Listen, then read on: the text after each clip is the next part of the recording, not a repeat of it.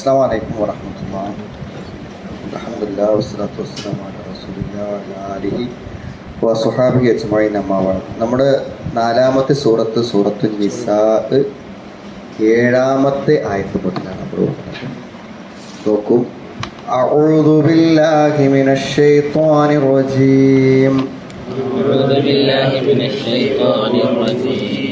ബിസ്മില്ലാഹിർ റഹ്മാനിർ റഹീം.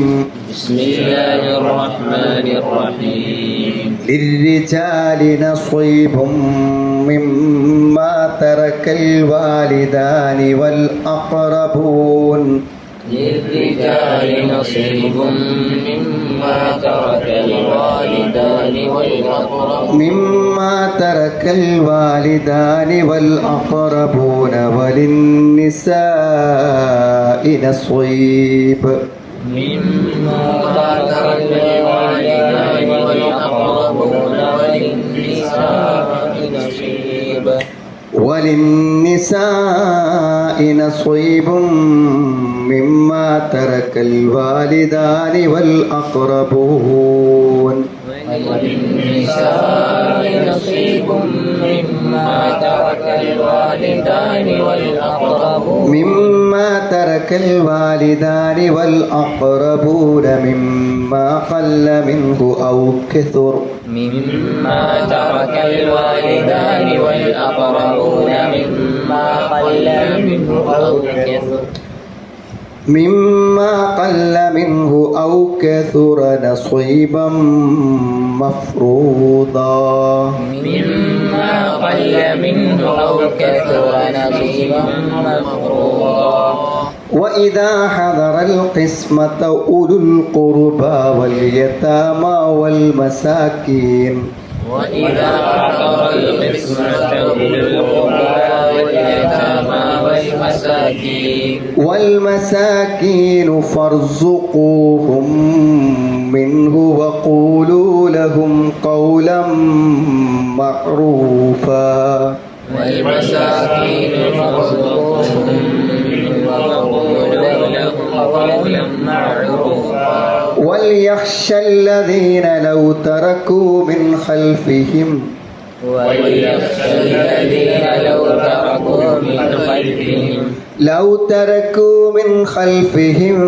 ذرية ضعافا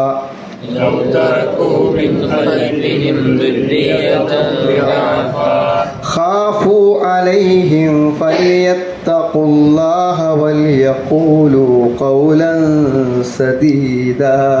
خافوا عليهم فليتقوا الله وليقولوا قولا سديدا.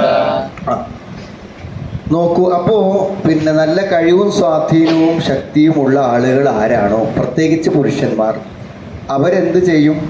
സമ്പത്ത് മുഴുവനും അനന്തരാവകാശ സ്വത്തുക്കൾ മുഴുവനും അപഹരിച്ചെടുക്കുന്ന, അന്യായമായി എടുക്കുന്ന ഒരു ജാഹിലിയ സമ്പ്രദായത്തിൽ വളരെ കൃത്യമായ രൂപത്തിലുള്ള നിയമങ്ങൾ അനന്തരാവകാശ കാര്യത്തിൽ നിശ്ചയിക്കുകയാണ് വിശുദ്ധ ഖുർആൻ ഇവിടെ ചെയ്യുന്നത്. പ്രത്യേകിച്ചും അന്നത്തെ കാലത്തും ഇന്നത്തെ കാലത്തും ഒക്കെയുള്ളൊരു സമ്പ്രദായമാണ് അനന്തരാവകാശ നിയമങ്ങൾ. അത് വിഹിതം വെക്കുന്ന സമയത്ത് സ്ത്രീകളെ പ്രത്യേകമായി അവഗണിക്കുക എന്നുള്ളത്. അവർക്ക് എന്തെങ്കിലുമൊക്കെ കൊടുത്ത്, അല്ലെങ്കിൽ എല്ലാ ആണുങ്ങൾ അവർക്ക് പറ്റിയ ഏറ്റവും നല്ല സ്ഥലങ്ങളൊക്കെ എടുത്തു കഴിഞ്ഞിട്ട്, അല്ലെങ്കിൽ സമ്പത്തൊക്കെ എടുത്തു കഴിഞ്ഞിട്ട് പിന്നെ ബാക്കി വരുന്ന എവിടെയെങ്കിലും എന്ത് ചെയ്യാം, സ്ത്രീകൾക്ക് കൊടുക്കുക. അതുകൊണ്ട് പൊതുവേ സ്ത്രീകൾ എന്തായിരിക്കും, അനന്തരാവകാശങ്ങൾ ഭാഗിക്കുന്ന സ്ഥലങ്ങളിൽ പലപ്പോഴും അവർ അസംതൃപ്തരായിരിക്കും. നീതിപൂർവം നൽകിയാൽ പോലും അസംതൃപ്തരായിരിക്കും. കാരണം അങ്ങനെയാണ് സാധാരണ നാട്ടിൽ ചെയ്യാറുള്ളത് എന്ന ഒരു പതിവ് ബോധം മനസ്സിലുള്ളത് കൊണ്ട് തന്നെ ചിലപ്പോൾ നമ്മൾ കൊടുത്താൽ പോലും എന്ത് ചെയ്യും, അത് അംഗീകരിക്കപ്പെടാത്ത ഒരവസ്ഥയ്ക്ക് മാത്രം അതെന്ത് ചെയ്യുന്നുണ്ട്, അവഗണിക്കപ്പെട്ടു പോയിട്ടുണ്ടെന്നാണ്. ഈ അനന്തരാവകാശ നിയമങ്ങളുടെ കാര്യങ്ങൾ വിശദമായിട്ട് വരുന്നുണ്ട്. അതിൻ്റെ അടിസ്ഥാനപരമായിട്ടുള്ള കാര്യങ്ങളാണ് ഇന്നത്തെ ഈ ഒരു ആയത്തിൽ പറയുന്നത്. 11-ാമത്തെ ആയത്ത് മുതലാണ് വളരെ വ്യക്തമായി അത് വിശദീകരിക്കപ്പെടുന്നത്. അപ്പോൾ ഇവിടെ പിന്നെ നമ്മളിതിൻ്റെ അടിസ്ഥാന കാര്യങ്ങളാണ്. ഇൻഷാ അല്ലാഹ് അതിൻ്റെ വ്യാഖ്യാനത്തെ നമുക്ക് പറയാം.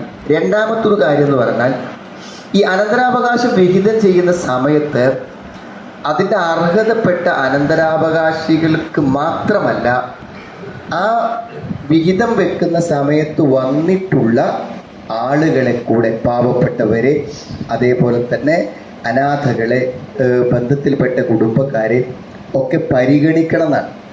അപ്പോൾ ഇതിൻ്റെ വ്യാഖ്യാനം നമ്മൾ പരിശോധിക്കുമ്പോൾ പൊതുവെ എന്താണ്, അങ്ങനെ ഒരു സമ്പ്രദായം മുമ്പ് കാലങ്ങൾ മുതലേ ഉണ്ടായിരുന്നു എന്നാണ് പറയുന്നത്. പക്ഷെ എന്ത് ചെയ്തു എന്ന് വിചാരിച്ചാൽ, അത് പിൽക്കാലത്ത് ആരും അങ്ങനെ കൊടുക്കാത്തത് കൊണ്ട് എന്ത് ചെയ്യുന്നില്ല, അനന്തരാവകാശം വിഹിതം ചെയ്യുന്ന സമയത്തൊരു വിഹിതം മറ്റുള്ളവർക്ക്, യാതൊരു നിലക്കും അവകാശപ്പെടാത്ത ആളുകൾക്ക് നൽകണം എന്ന് ഖുർആൻ പ്രത്യേകമായി എടുത്തു പറയുന്ന സമ്പ്രദായം ഉണ്ടാവുക. അതെങ്ങനെയാണ് കൊടുക്കേണ്ടതെന്ന് വെച്ചാൽ, ഒന്ന്, അനന്തരാവകാശികൾ ആരാണോ അവരെല്ലാവരും കൂടി യോജിച്ച് അനന്തരാവകാശത്തിൻ്റെ വിഹിതം നിർവഹിക്കുന്നതിന് മുമ്പ് തന്നെ അതിനൊരു വിഹിതം എടുത്തിട്ട് ഇവർക്കൊക്കെ കൊടുക്കും. അതല്ലാന്നുണ്ടെങ്കിൽ ഓരോരുത്തർക്കും അവനവൻ്റെ വിഹിതം കിട്ടിയതിന് ശേഷം അവനവൻ്റെ ഔദാര്യ മനസ്സനുസരിച്ച് കൊണ്ട് എന്ത് ചെയ്യാൻ പറ്റും, മറ്റുള്ളവർക്ക് അതിൽ നിന്ന് എന്ത് ചെയ്യാം, നൽകാം. അപ്പം ഇത് നിർബന്ധമാണെന്ന് ചില പണ്ഡിതന്മാർ പറയുന്നുണ്ട്. അതല്ലാതൊരു ഐച്ഛികമായി ചെയ്യേണ്ട കാര്യമാണെന്ന് പറയുന്നുണ്ട്. എന്തായാലും അങ്ങനെ ഒരു സമ്പ്രദായം ഉണ്ടായിരുന്നു. അത് നമുക്ക് മനസ്സിലാക്കാൻ പറ്റുന്ന ഒരു ആയത്താണ് നമ്മുടെ സൂറത്തുൽ ഖലമിലുള്ളത്. ആ ഖലമിൽ എന്ത് പറയണമെന്ന് വെച്ചാൽ, ഈ ഒരു തോട്ടക്കാരെ കുറിച്ച് പറയും. അപ്പോൾ അതിൽ പറയണത് സംഭവം നമ്മൾ കേട്ടിട്ടുണ്ടായിരിക്കും, നമ്മൾ പഠിച്ചു പോയ സംഗതിയാണ്. അതായത് ഈ വിഹിതം വെക്കുന്ന ഇവരുടെ കൃഷിസ്ഥലത്ത് നിന്ന് എന്താണ്, അവർ കൊയ്തെടുക്കാൻ വേണ്ടി നിൽക്കുകയാണ്. അപ്പം അവരുടെ പിതാവ് വളരെ ഔദാര്യശീലനായിരുന്നു. അതുകൊണ്ട് ഈ കൊയ്തെടുക്കുന്ന സ്ഥലത്തേക്ക് ആൾക്കാർ വന്നാൽ അവിടുന്ന് ഒരു വിഹിതം എന്ത് ചെയ്യും, ഈ വന്ന പാവപ്പെട്ടവർക്കൊക്കെ കൊടുക്കും. ഈ കൊയ്ത്തിൻ്റെ സമയത്ത് വന്നാൽ അവർക്കൊരു വിഹിതം കൊടുക്കും. അപ്പം ആ സമ്പ്രദായം നിർത്തലാക്കാൻ വേണ്ടിയിട്ട് എന്ത് ചോദിച്ചാൽ, ഇവർ ഈ പാവപ്പെട്ടവർ അവരുടെ കൃഷിസ്ഥലത്തേക്ക് വരുന്നതിന് മുമ്പേ അവരെന്ത് ചെയ്തു, എല്ലാം കൊയ്തെടുത്ത് പോവാൻ തീരുമാനിച്ചു. അങ്ങനെ രാത്രി സമയത്ത് അവർ പോകാനൊക്കെ ഒരുങ്ങി റെഡിയായി നിൽക്കുമ്പോഴാണ് എന്ത് ചെയ്തു, ഒരു നാശം വന്ന് അവിടെ കൃഷിസ്ഥലങ്ങളൊക്കെ എന്ത് ചെയ്തു, വസ്ബഹത്തൊക്കെ സ്വരീം ഇപ്പം തനാദവും മുസ്ബഹീൻ എന്ന് പറയേണ്ട കാര്യം. അതായത് ആകെ എന്ത് ചെയ്തു, എല്ലാം നശിച്ചു പോയി, ഒന്നും അവർക്ക് കിട്ടാൻ സാധിച്ചില്ല എന്നാണ്. അപ്പം അത് അങ്ങനെ ഒരു സമ്പ്രദായം, നമ്മൾ എന്തെങ്കിലും സ്വത്ത് വിഹിതം ചെയ്യുമ്പോൾ അവിടെ പരിസരത്തുള്ള ആളുകൾക്ക് എന്തെങ്കിലുമൊക്കെ ചെറുതായിട്ട് കൊടുക്കുക എന്നുള്ള ഒരു സമ്പ്രദായം ഒരു നല്ല കാര്യമായി ആദ്യകാലം മുതൽ ഉണ്ട് എന്നാണ്. അത് അനന്തരാവകാശങ്ങളിൽ ഉണ്ട് എന്നാണ് പറയുന്നത്. അത് പ്രത്യേകമായിട്ട് ഈ ആയത്തിൽ അല്ലാഹു പറയുന്നുണ്ട്. പക്ഷെ അതും ഇന്ന് എടുത്തു പോക്കപ്പെട്ട ഒരു മാതൃകയാകുന്നു എന്നാണ്. മൂന്നാമത്തെ ഒരു കാര്യം ഇവിടെ പറയുന്നത് വളരെ അധികം നമ്മളെ ചിന്തിപ്പിക്കുന്ന ഒരു കാര്യം. നമുക്കൊരു കാര്യം മനസ്സിലാകണമെങ്കിൽ നമ്മൾ എന്ത് ചെയ്യണം എന്ന് വെച്ചാൽ, അവരുടെ സ്ഥാനത്ത് നിന്ന് നമ്മൾ എന്ത് ചെയ്യണം, ചിന്തിക്കണം. ഇപ്പോൾ ഒരാളെ നമ്മൾ ചീത്ത പറയുകയാണെങ്കിൽ, നമ്മളെ ചീത്ത പറയുകയാണെങ്കിൽ എന്തായിരിക്കും എന്ന് ചിന്തിക്കുമ്പോഴുള്ളൂ നമ്മൾ ആ പറയുന്നതിൻ്റെ ഗൗരവം നമുക്ക് എന്ത് ചെയ്യുള്ളൂ, മനസ്സിലാവും. ഏതും അങ്ങനെയാണ്.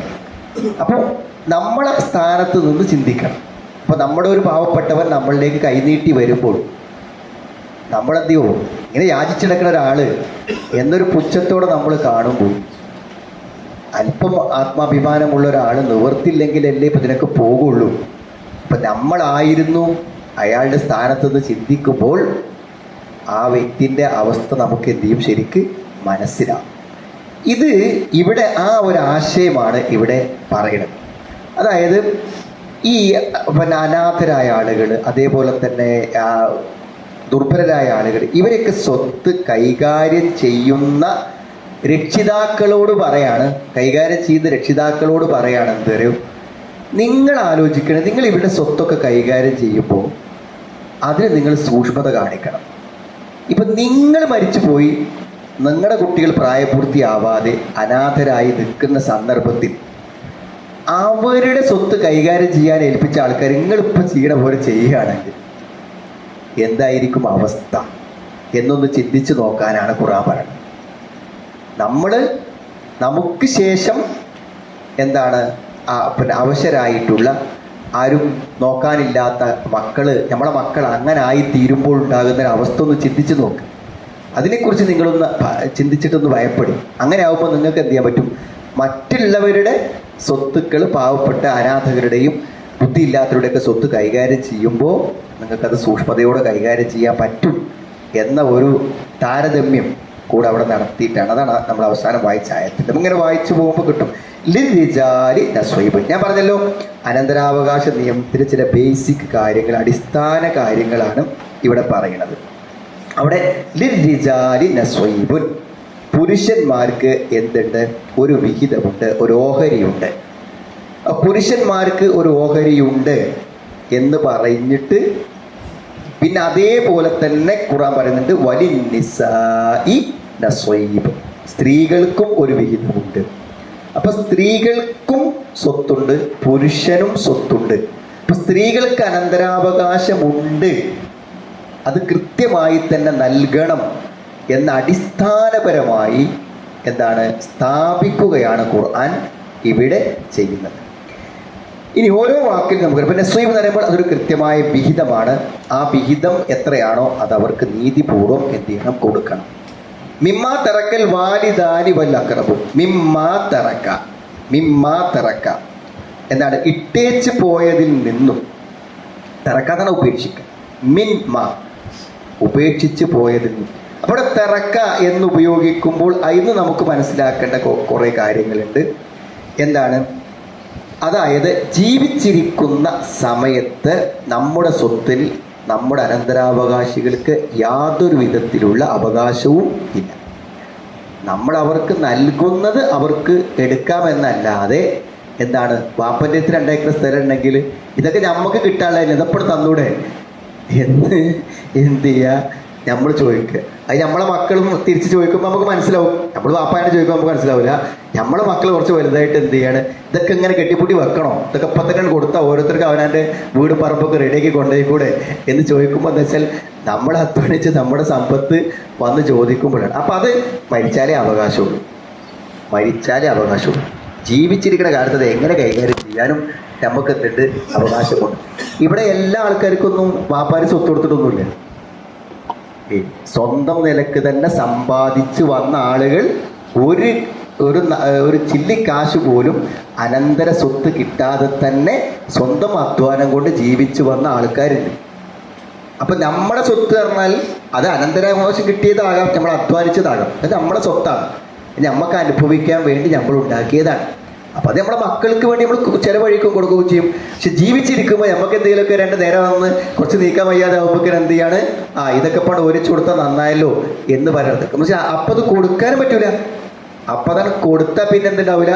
ഈ സ്വത്തിന് വേണ്ടിയിട്ടെങ്കിലും ഇടയ്ക്കിടയ്ക്ക് ഒന്ന് വന്നു നോക്കും. വാപ്പാക്ക് അതിന് പറ്റിക്കണോ, മരിച്ചാലേ കിട്ടുള്ളൂ. മരിച്ചിക്കണോ നോക്കാനെങ്കിലും വന്നു നോക്കും.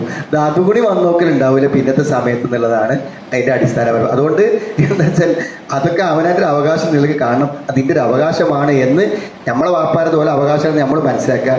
നമ്മളെ മക്കൾക്ക് അതെന്ത് ചെയ്യണം? മനസ്സിലാക്കി കൊടുക്കും വേണം. അത് തിറക്കാന്ന് പറഞ്ഞ വാക്ക് എന്താണ്? അത് ഉപയോഗിച്ചു. പിന്നെ മാത്രമല്ല, ഇതിൻ്റെ വ്യാഖ്യാനത്തിൽ നമുക്ക് കാണാൻ പറ്റും, തിറക്കാന്ന് പറയുമ്പോൾ എന്താണ്? അയാളുടെ സംസ്കരണത്തിനോ അയാളുടെ കടമായിട്ടുള്ളതോ ആയി അതിൽ നിന്ന് അയാൾക്ക് വേണ്ടി മരണശേഷം എടുക്കേണ്ട വസീയത്തും വിഹിതങ്ങളും ആ വിഹിതം ഒന്നും തിറക്കല്ലാണ്. മനസ്സിലായി? ഓഹരി വെക്കണമെങ്കിൽ ആദ്യം വസീയത്ത്, കടം, അയാളുടെ മയ്യത്ത് സംസ്കരണത്തിൻ്റെ തുക, ഇതൊക്കെ എടുത്തതിൻ്റെ ബാക്കി എന്തുണ്ടാവുള്ളൂ? മിമ്മ തിറക്ക എന്ന് പറഞ്ഞതിൽ എന്തിയുള്ളൂ? വരികയുള്ളൂ എന്നാണ് പറയുന്നത്. അപ്പം തിറക്ക എന്ന് പറയുന്നതിൽ ഇത്രയും വിശാലമായ ആശയങ്ങളുണ്ട്. ആരുപേക്ഷിച്ചത്? അൽ വാലിദാനി,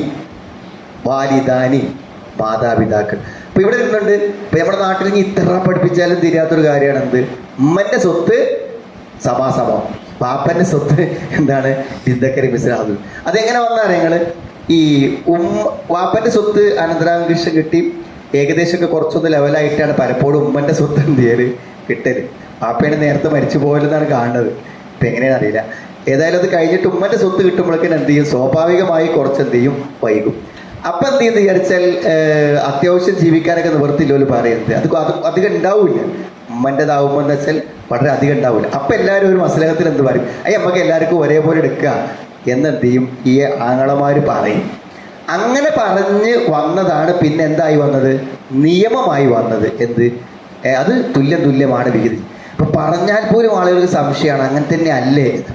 എല്ലാ സ്വത്തിനും വാപ്പൻ്റെ ഇമ്മൻ്റെ സ്വത്ത് വിഹിതം ചെയ്യുന്നതിന് ഇസ്ലാമികമായി ഒരേ നിയമമേ ഉള്ളൂ. അതിനെന്താ തെളിവ്? മിമ്മാ തറക്കൽ വാലിദാനി, വാപ്പയും ഉമ്മയും. വാലിദ് പറഞ്ഞ ഒരാളാണ്.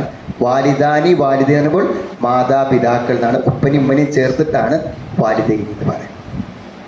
വല്ലക്റബൂൻ, വല്ലക്റബൂൻ എന്ന് പറഞ്ഞാൽ ബന്ധുക്കളതും കിട്ടും. ബന്ധു എന്ന് പറയുമ്പോൾ ഈ ഭാര്യ ഭർത്താവ് എന്തായാലും വാലിദാനി അല്ലല്ലോ. ഭർത്താവ് മരിച്ച ഭാര്യയ്ക്ക് വിഹിതം കിട്ടും, ഭാര്യ മരിച്ചാൽ ഭർത്താവിന് വിഹിതം കിട്ടും. അപ്പൊ അക്റബൂൻ എന്ന് പറഞ്ഞാൽ അടുത്ത, അതേമാതിരി ചില ആളുകൾക്ക് മക്കളൊന്നും ഇല്ലെങ്കിൽ എന്ത് ചെയ്യും, അവിടെ അടുത്ത ബന്ധുക്കൾക്ക് കിട്ടും. അങ്ങനെയാണ് മിമ്മാത്തറക്കൽ വാലിദാനി. അക്റബൂൻ എന്ന് പറഞ്ഞാൽ ഏറ്റവും അടുത്ത ആളുകൾ. അപ്പൊ മാതാപിതാക്കളും അടുത്ത കുടുംബങ്ങളും വിട്ടേച്ചു പോകുന്ന സ്വത്തിൽ നിന്നും പുരുഷന്മാർക്ക് ഒരു ഓഹരിയുണ്ട്. സ്ത്രീകൾക്കും ഒരു വിഹിതമുണ്ട്. അപ്പൊ സ്ത്രീകൾക്കും വിഹിതമുണ്ട് എന്ന് പറയുന്നത് എന്താണ്?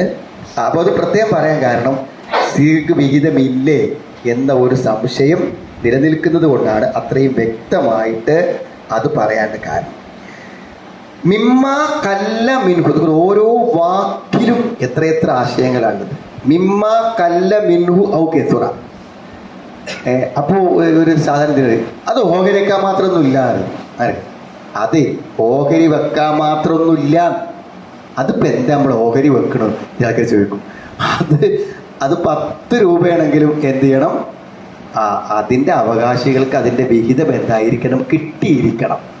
അപ്പൊ കുറച്ചുള്ളൂ എന്ന് പറഞ്ഞാട്ട് വിഹിതം ചെയ്യാതിരിക്കാൻ പറ്റുന്നത്. മിമ്മ കല്ല മിൻഹു ഔ കെതുറ, അതെന്താണ്?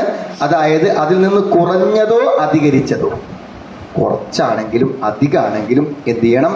വിഹിതം ചെയ്യണം.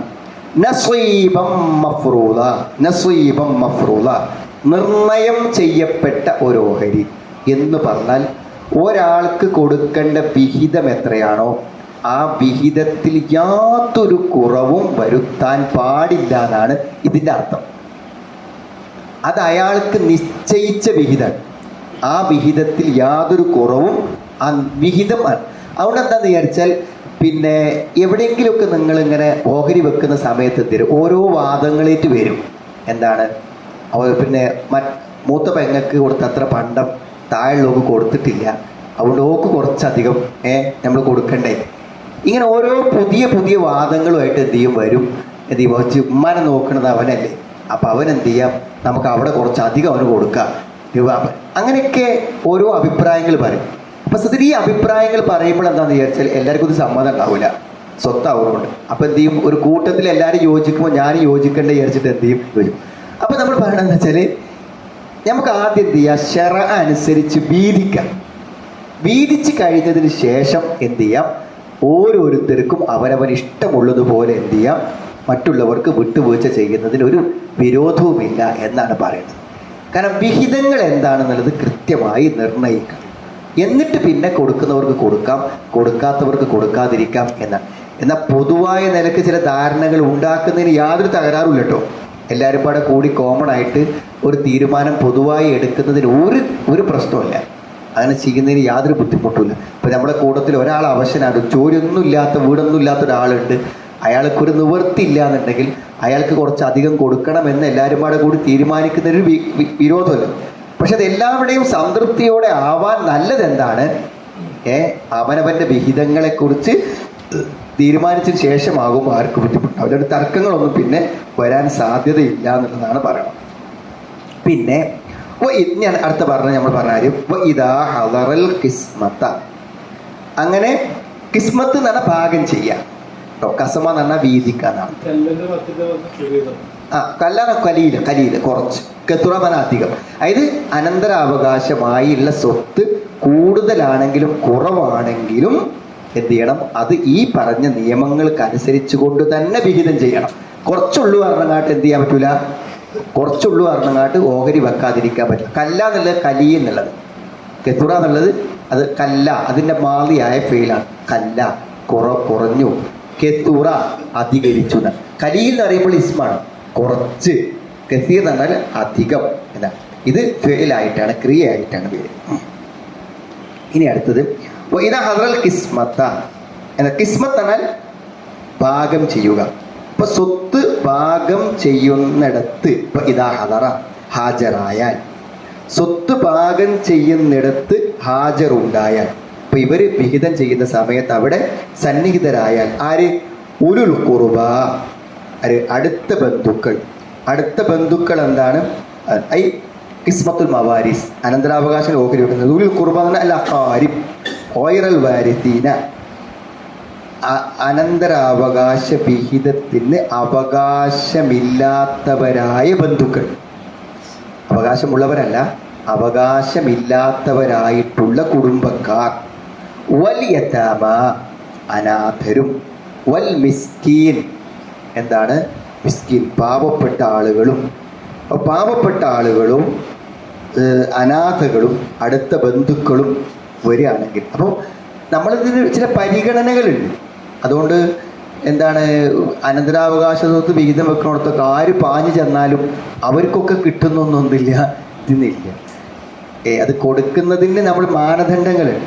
ഒന്ന്, അവരെന്താണ്? നമ്മുടെ ബന്ധുക്കളാണെന്നുള്ള മാനദണ്ഡം, അല്ലെങ്കിൽ എന്താണ്? സാധുക്കളാണെന്ന മാനദണ്ഡം, അല്ലെങ്കിൽ അനാഥകളാണെന്നുള്ള മാനദണ്ഡം. അപ്പം അങ്ങനത്തെ ആളുകൾ വരികയാണെങ്കിൽ ഫർസുഖൂഹും,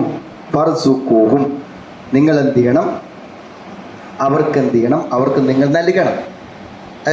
അവിടെ റിസ്ക് എന്ന് ഉദ്ദേശിക്കുന്നത് എന്താ വെച്ചാൽ അവർക്ക് എന്ത് ചെയ്യുക? അതിൽ നിന്ന് എന്തെങ്കിലും ഒരു വിഹിതം അവർക്ക് അതിൽ നിന്ന് നൽകുക എന്നുള്ളതേ ഉദ്ദേശിച്ചുള്ളൂ. ഫർസുഖൂഹും മിൻഹു, അതിൽ നിന്ന് അവർക്ക് നിങ്ങൾ നൽകണം. വഖൂലൂ ലഹും ഖൗലൻ മഅറൂഫ, അതോടൊപ്പം തന്നെ നിങ്ങൾ അവരോട് മര്യാദ വാക്ക് പറയുകയും ചെയ്യുകയെന്നാണ്. കാരണം എന്താ വെച്ചാൽ ഇവർക്കൊരു കൃത്യമായ ഒരു വിഹിതമല്ല. അതായത് നമ്മളെന്താണ്? അഖ്തുഹും മാ തയസ്സറ മിൻ ഹാദിൽ മാല്ലദീ ജാഅക്കും ബിഗൈരി കദ്ദിൻ വലാ തഅബി. ഇങ്ങക്കൊരു മുടക്കൂല്ലാതെ കിട്ടണതാണല്ലോ ഇപ്പം ഈ അനന്തരാവകാശ സ്വത്ത് പറഞ്ഞത്. അപ്പം ഇന്നിപ്പോൾ ആരെങ്കിലും അവിടെ വന്നിട്ടുണ്ടെങ്കിൽ ഓർക്ക് എന്തെങ്കിലും ഒരു പോക്കറ്റ് മണി കൊടുക്കാൻ നിങ്ങൾ വല്ലാതെ പിശുക്കണ്ട. പാപ്പനിമ്മനി സ്വത്ത് വെറുതെ കിട്ടല്ലേ. അപ്പം ഇന്ന് ആരെങ്കിലും വന്നാൽ കുറച്ച് കൊടുക്കാൻ എന്ത് ചെയ്യേണ്ട? നമ്മൾ മടിക്കേണ്ട കാര്യമില്ല എന്നുള്ളതാണ് പറയുന്നത്. പിന്നെ അത് എന്ത് ചെയ്യണം? അവർക്ക് അവിടെ കൊടുക്കുന്ന സമയത്ത് എന്താ വെച്ചാൽ നിശ്ചിതമായൊരു വിഹിതം ഇല്ലാത്തതുകൊണ്ട് എത്ര കൊടുത്താലും കുറച്ചുകൂടിയൊക്കെ തരാറുണ്ടല്ലോ എന്നാണ് എന്ത് ചെയ്യുക തോന്നുക. അപ്പോൾ അവിടെ സന്നിഗ്ധരാകുന്ന ആളുകൾക്ക് എന്ത് ചെയ്യണം? എന്തെങ്കിലും നൽകണം എന്നാണ് പറയുന്നത്. ഇത് സത്യത്തിൽ എന്താ വെച്ചാൽ ഒരു മാനുഷിക മര്യാദയാണ്. ഈ സഹാബത്ത് അവർക്ക് ഏതെങ്കിലുമൊക്കെ പിന്നെ കൃഷിയിൽ ആദ്യമായിട്ട് അവർക്ക് എന്തെങ്കിലുമൊക്കെ കായ്ക്കുകയാണെങ്കിൽ, ആദ്യമായിട്ട് ഇപ്പോൾ ഒരു ഈത്തപ്പനയിൽ കായ് ഉണ്ടാവുകയാണെങ്കിൽ അവരെന്ത് ചെയ്യുന്നറിയോ? ഈ ഈത്തപ്പഴം പറിച്ചിട്ട് നബി സ്വല്ലല്ലാഹു കൊണ്ടുപോയി കൊടുക്കും. ആദ്യത്തെ പഴം നബിക്ക് കൊണ്ടുപോയി കൊടുക്കും. അപ്പോൾ നബി സ്വല്ലല്ലാഹു നിന്നൊരു ബർക്കത്ത് കിട്ടാനാണ്, പ്രവാചകനിൽ നിന്ന് ബർക്കത്ത് സ്വീകരിക്കാൻ പറ്റും. വേറെ ആർക്കും ബർക്കത്തിന് ഇതില്ല. അപ്പം നബി എന്ത് ചെയ്യും?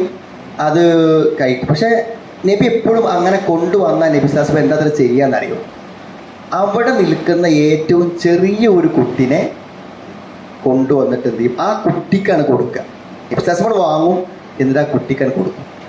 അപ്പം അതിന് പറയുന്ന വ്യാഖ്യാനം എന്താ വെച്ചാൽ, ഒരു സാധനം നോക്കി നിൽക്കുന്നവരിൽ ഏറ്റവും ആഗ്രഹമുള്ള ഒരാൾക്ക് അതെന്ത് ചെയ്യണം? കിട്ടാതിരിക്കുക എന്ന് പറഞ്ഞാൽ അത് ഭയങ്കരമായ നിരാശ ഉണ്ടാകും. അപ്പം അത് എനിക്ക് കിട്ടിയതാണ്, എനിക്കെടുക്കാം എന്നൊരു ന്യായം നിലനിൽക്കെ തന്നെ ആവശ്യമുള്ള ഒരാളെ നമ്മൾ എന്ത് ചെയ്യാൻ പാടില്ല? നിരാശപ്പെടുത്താൻ പാടില്ല. മറ്റൊരു ഹദീസിൽ നബി സ്വല്ലല്ലാഹു അലൈഹി വസല്ലം പറയുന്നുണ്ട്, ഇദാ ജാഅ അഹദകും ഖാദിമുഹു ബിതുആമി, നിങ്ങൾ ആരെങ്കിലും നിൽക്കുമ്പോൾ നിങ്ങൾക്ക് നിങ്ങളുടെ ഒരു വേലക്കാരൻ ഭക്ഷണേറ്റ് വരികയാണ്.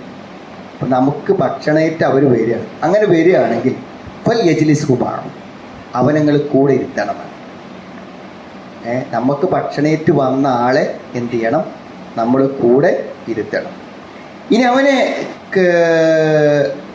കൂടെ ഇരുത്താൻ പറ്റിയില്ല എന്നുണ്ടെങ്കിൽ നമ്മൾ എന്ത് ചെയ്യണം?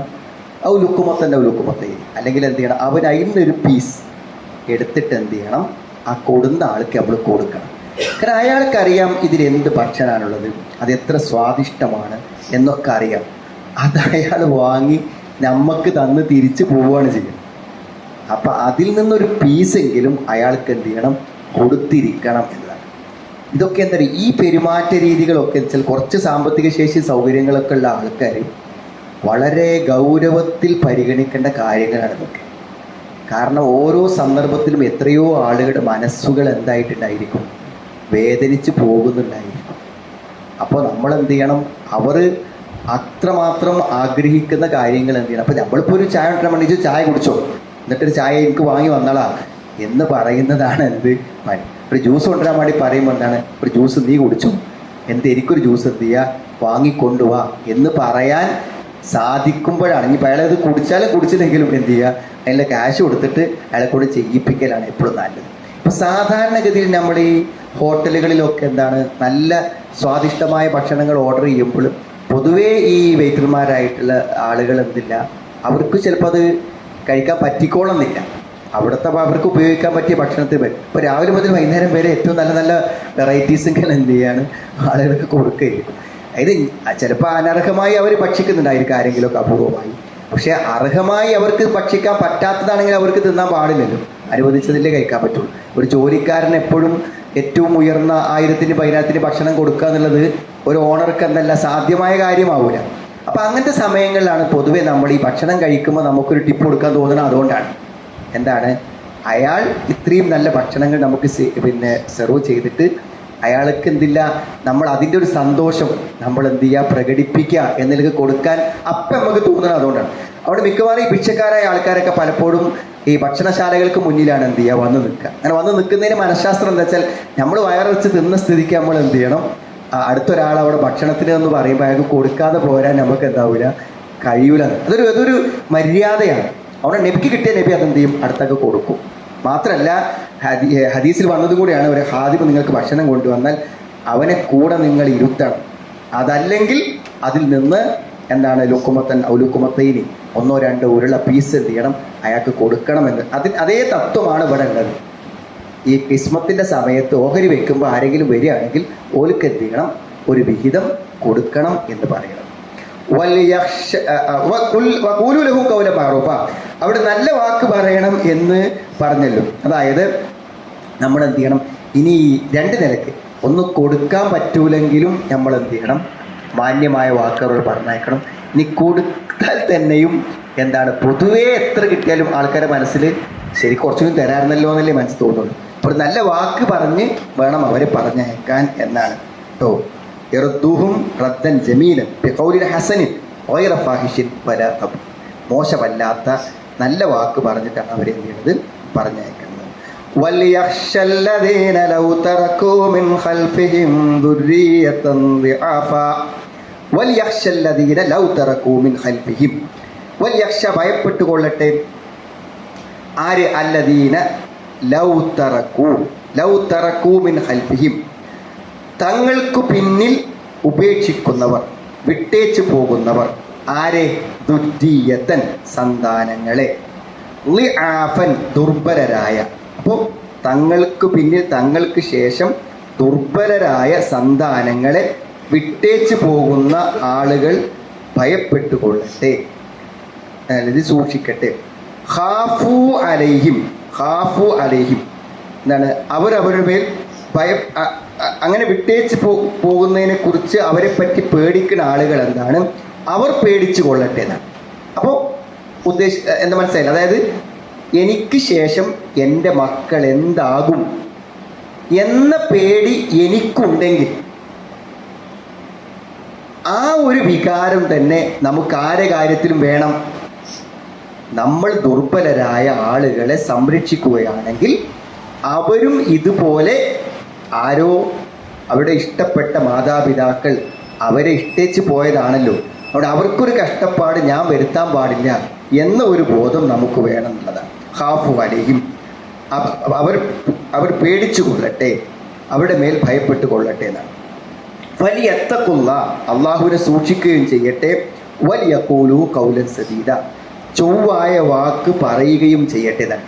ഈ വലിയഖൂലു ഖൗലൻ സദീദ എന്നുള്ള വാക്ക് വെച്ചിട്ട് ഈ ആയത്തിന് മറ്റൊരു വ്യാഖ്യാനം പറയുന്നത്, മരണം ആസന്നമായ ആളുകൾ വസിയത്ത് ചെയ്യുന്നതിനെ കുറിച്ചാണ് ഈ ആയത്തിൽ പറയുന്നത് എന്നാണ് രണ്ടാമത്തെ വ്യാഖ്യാനം.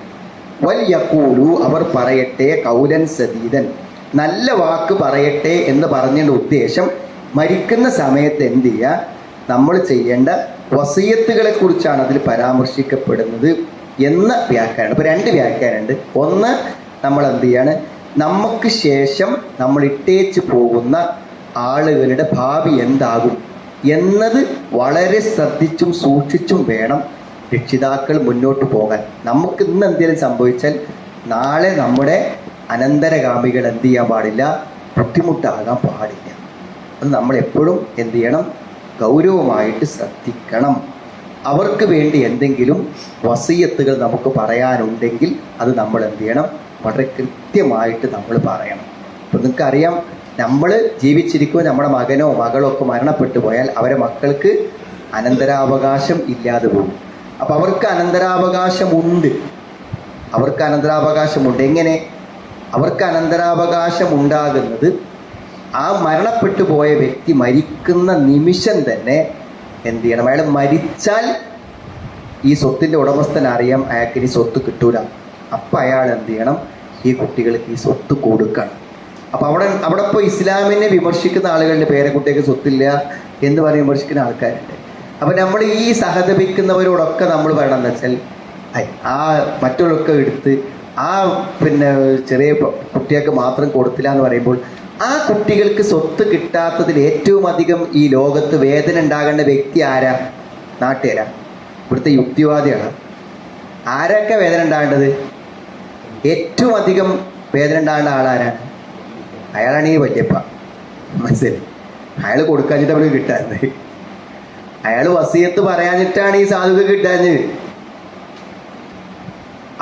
അപ്പൊ അയാൾ വസിയത്ത് പറയുമ്പോഴുള്ള സൗകര്യം എന്താ വെച്ചാൽ മറ്റുള്ളവർക്ക് കിട്ടുന്നതിനേക്കാളും എത്രയോ അധികം. കാരണം ഈ സ്വത്തിന്റെ 1/3 വരെ ആ കുട്ടിക്ക് കൊടുക്കണം എന്ന് പറയാൻ എന്ത് ചെയ്യും, അയാൾക്ക് അവകാശമുണ്ട്.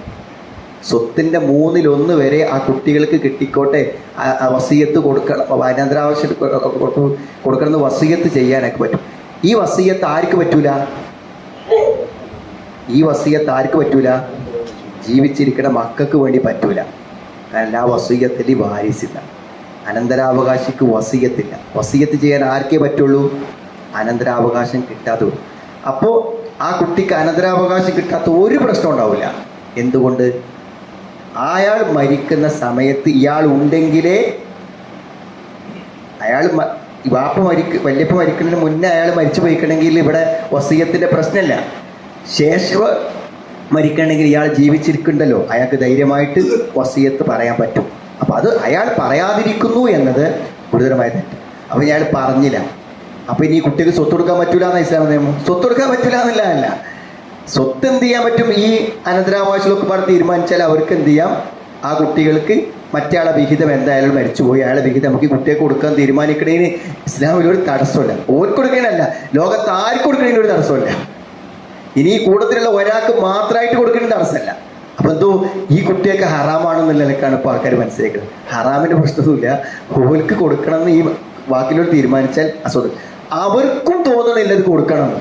പിന്നെ ആർക്കാ തോന്നുക?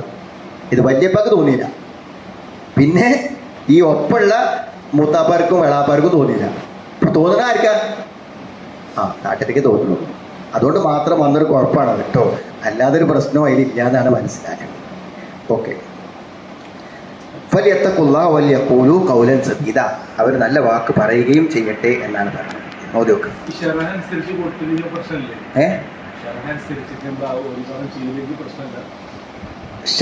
അത് നമുക്ക് തീരുമാനിക്കണം. നമ്മൾ തമ്മിലുള്ള കൂട്ടായ തീരുമാനത്തിന് ഒരു തടസ്സവും ഇല്ല. അതായത് ശറഅ അനുസരിച്ചാണ് എൻ്റെ അവകാശം. എൻ്റെ അവകാശം എനിക്ക് വിട്ടുകൊടുക്കാം. അതിപ്പോ കിട്ടിയതിന്റെ മുന്നേ വിട്ടുകൊടുക്കാം, കിട്ടിയിട്ടും വിട്ടുകൊടുക്കാം. അതെൻ്റെ സ്വത്തല്ലേ. അതായത് ശറഅ അനുസരിച്ചുള്ള വിഹിതം നടക്കാതിരിക്കുന്നില്ല. ഇപ്പോൾ നമുക്ക് ആണുങ്ങൾക്കൊക്കെ ഓരോ ഏക്കറും പെണ്ണുങ്ങൾക്കൊക്കെ 1/2 ഏക്കർ ആണെങ്കിൽ എന്ത് ചെയ്യാണ്, അതാണ് അവരുടെ ശറഅ അനുസരിച്ച് വിഹിതം. അതിപ്പോൾ എനിക്കൊരു ഏക്കർ കിട്ടി, എൻ്റെ ഒരു പെങ്ങൾക്ക് കുറവാണെങ്കിൽ എന്താണ്, എനിക്ക് കിട്ടിയതിൻ്റെ അപ്പം തന്നെ എന്ത് ചെയ്യാൻ പറ്റും, അതിന് 10 സെൻറ്റ് ഒക്കെ കൊടുക്കാം. അതേപോലെ തന്നെയുള്ള എന്തും വിഹിതത്തിൻ്റെ മുന്നേ എന്ത് ചെയ്യാണ്, 10 സെൻറ്റ് അധികം അവർക്ക് കൊടുക്കാൻ തീരുമാനിക്കുന്നതും അവകാശി എന്ന നിലയ്ക്ക് എൻ്റെ വിട്ടുവീഴ്ചയാണ്. അതിന് യാതൊരു തടസ്സവും ആർക്കും അതിൽ പറയാൻ പറ്റില്ല. ആ അനന്തരാവകാശികൾക്ക് പൊതുവെ. പക്ഷെ ആരെയും അതിനുവേണ്ടി നിർബന്ധിക്കാനോ അതിൽ പോലെ 5 ആൾ സമ്മതിച്ച് 6ാമത്തെ ആൾ പിന്നെ സമ്മതിക്കേണ്ടി വരുന്നൊരവസ്ഥ അതൊന്നും ഉണ്ടാക്കാൻ പാടില്ല. അങ്ങനെ തോന്നുകയാണെങ്കിൽ എന്ത് വേണം, എല്ലാവരും വിഹിതം വെച്ചിട്ട് പിന്നെ അവരെന്ത് ചെയ്യുക, അല്ല ആയിക്കണേ. അതിൽ പൊതുവായ ഒരു തീരുമാനം എല്ലാവരോടും സ്വകാര്യമായി ചോദിച്ചിട്ട്, പരസ്യമില്ലാതെ ചോദിച്ചിട്ട് എല്ലാവരും അങ്ങനെ അനുകൂലാവസ്ഥ പറയുകയാണെങ്കിൽ പിന്നെ പൊതുവായിട്ട് പറയാം, അങ്ങനെ പറയാം. ആരെങ്കിലും വിയോജിപ്പ് പറഞ്ഞ ആളെ പേരൊന്നും നമ്മൾ പറയരുത്. എന്താണ് അത് എന്ത് ചെയ്യുക, കഴിഞ്ഞിട്ട് എല്ലാവരും കൊടുക്കാൻ നല്ലതെന്ന് പറയാം. അത് സ്വകാര്യമായി അന്വേഷിച്ചിട്ട് ഒരു മധ്യസ്ഥൻ എന്ത് ചെയ്യാൻ പറ്റും, തീരുമാനമെടുക്കാൻ പറ്റും. എല്ലാവരും പാടെ കൂടിയിരുന്ന് പറയുമ്പോൾ എല്ലാവരും എന്ന് പറയും. ഒറ്റക്കൊറ്റക്ക് ചോദിക്കുമ്പോൾ ചില ആളുകൾക്ക് താല്പര്യം ഉണ്ടാവില്ല. ഒരു ചിലപ്പോൾ വിറ്റിട്ട് ഒരു കടം വിടാൻ ഒരു കുറ്റം പറയാൻ പറ്റില്ല. ഓല് ചിലപ്പോൾ കോടികളുടെ കടത്തിലായിരിക്കും, ഇത് കിട്ടിയിട്ടായിരിക്കും അവർക്ക് വിൽക്കേണ്ടി വരിക. അപ്പോൾ അവകാശപ്പെട്ട സ്വത്ത് അവനവൻ്റെ കടത്തിനേക്കാളും വലുതല്ലല്ലോ മറ്റുള്ളവൻ്റെ വീടും പറമ്പും. അപ്പോൾ അതൊക്കെ അവനാൻ്റെ അവകാശങ്ങൾ അവനാനെ കിട്ടാനുള്ള വഴി അവനാനെ നോക്കാൻ പറ്റും. ഓക്കെ. അഊദുബില്ലാഹി മിനശ് ശൈത്വാനിർ റജീം. ബിസ്മില്ലാഹിർ റഹ്മാനിർ റഹീം. للرجال نصيب مما ترك الوالدان والأقربون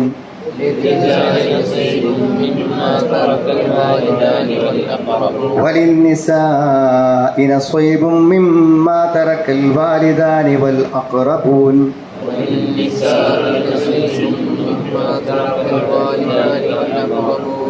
مما قل منه أو كثر نصيبا مفروضا وإذا حضر القسمة أولو القربى واليتامى والمساكين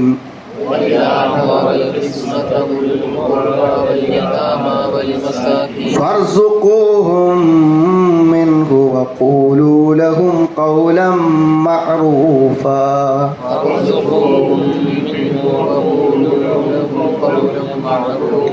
وليخشى الذين لو تركوا من خلفهم ذرية